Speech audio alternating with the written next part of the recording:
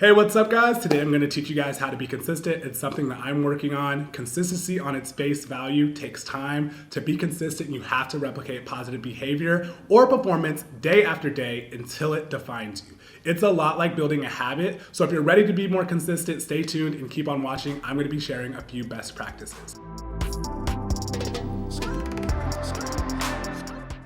All right, so here are a few best practices to be consistent, starting with number one. You want to isolate one goal. Developing consistency goes against human nature. It's burdensome, especially at first. It could take a lot of energy, which is a finite resource. We're all tired, but you don't want to make the process even more challenging by trying to do too much all at once. You want to pick one goal to focus on at a time. So you can start asking yourself the questions: what's your biggest issue? What's your most damaging inconsistency that's a pattern in your life? Start there, work at it, stabilize, and then move on to your next goal. Which brings me to number two. You want to focus on incremental improvement. You're not going to develop a positive, worthwhile habit overnight. Our brains don't work that way.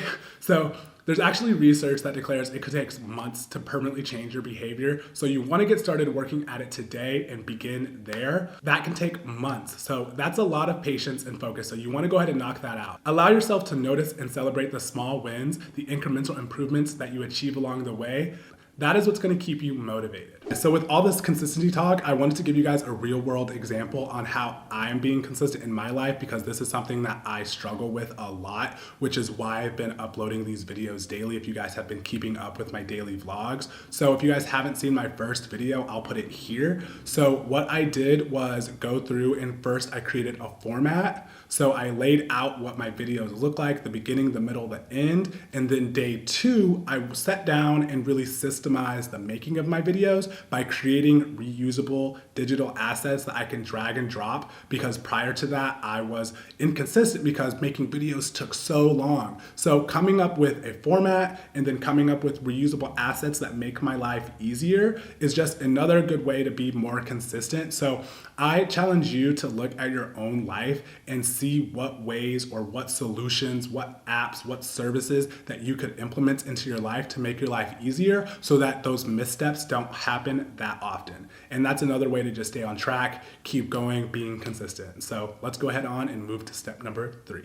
Number three, you want to fight your emotions. The brain is a taxing organ. It uses a lot of energy, which is why we sometimes feel mentally sluggish, lazy. We can be depressed, especially when we're faced with a challenge like consistency. Sometimes we're really tired. Sometimes though, it's a biological trick that is playing a game on you. Don't fall for it. Push forward, fight your emotions, do what you got to do, because if you don't, you're going to stay stuck. Number four, this brings me to this. It's really important, guys. You want to forgive your failures. You're human and imperfect like the rest of us. So sorry to break it to you, but as you pursue inconsistencies and consistency goals, you will get tired. You will stumble. You will skip a gym day. You will miss a deadline. You will arrive late to a meeting. But whatever your goal may be, you're bound to misstep. So you need to accept that, because you're going to do that time to time, and that's okay. Slipping on your habits doesn't make you a failure. It makes you normal.